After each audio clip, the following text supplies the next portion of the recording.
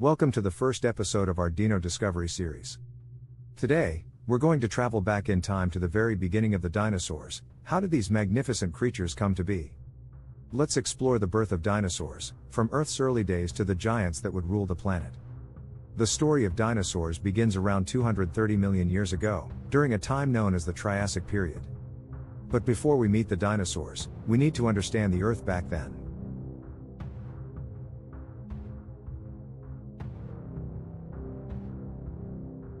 At the start of the Triassic, the continents were all connected in a single supercontinent called Pangaea.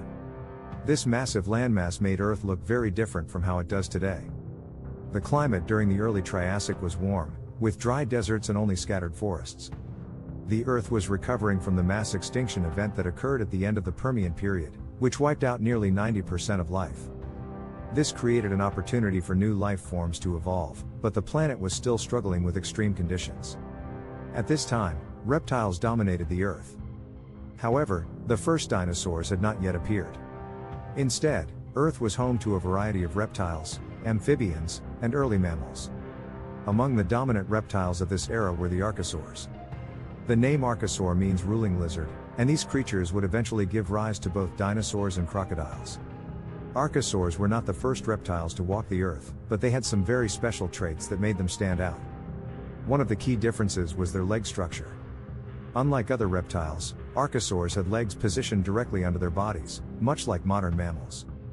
This allowed them to move more efficiently and with greater speed.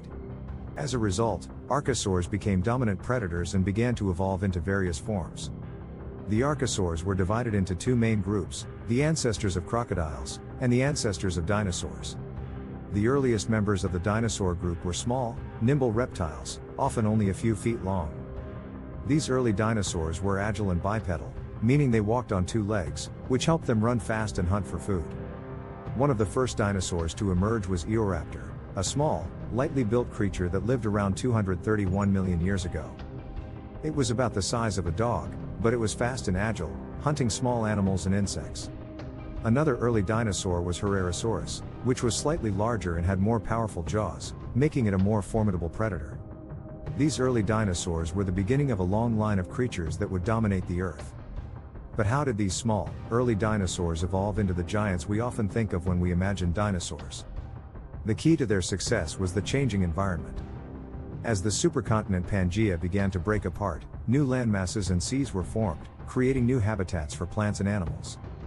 This dramatic shift in Earth's geography led to a great diversification of species. Dinosaurs adapted to these changes, and by the end of the Triassic period, they had become the dominant group of animals on Earth. Another important factor in the rise of dinosaurs was their ability to adapt to different climates and ecosystems. During the Triassic, forests began to expand, and plants evolved to thrive in this new environment.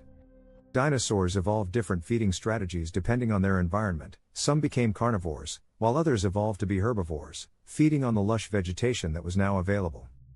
The evolution of dinosaurs during the Triassic period also saw the rise of two key groups, the Saurischia, which included theropods like the famous T-Rex, and the Ornithischia, which included herbivores like the Stegosaurus. These groups would go on to develop into some of the most iconic and diverse species in history. The first flying reptiles also appeared during the Triassic period. While not technically dinosaurs, pterosaurs were related and coexisted with dinosaurs. Pterosaurs had wings made of skin stretched between elongated fingers, and some of them grew wingspans as wide as 33 feet. These flying reptiles would play an important role in the ecosystem, hunting fish and small creatures from the skies. As the Triassic period drew to a close, the dinosaurs had firmly established themselves on Earth. But they were still evolving and adapting. New species were constantly emerging, filling various ecological roles across different habitats. The Jurassic period, which followed the Triassic, would see the rise of some of the most iconic dinosaurs in history, massive giants like the Brachiosaurus, and the ferocious carnivores like Allosaurus. But what about the other creatures that lived alongside the dinosaurs? The early Triassic was also home to many other reptiles, amphibians, and the first mammals. These creatures played a key role in shaping the ecosystems of the time, interacting with the early dinosaurs and helping to balance the food chain.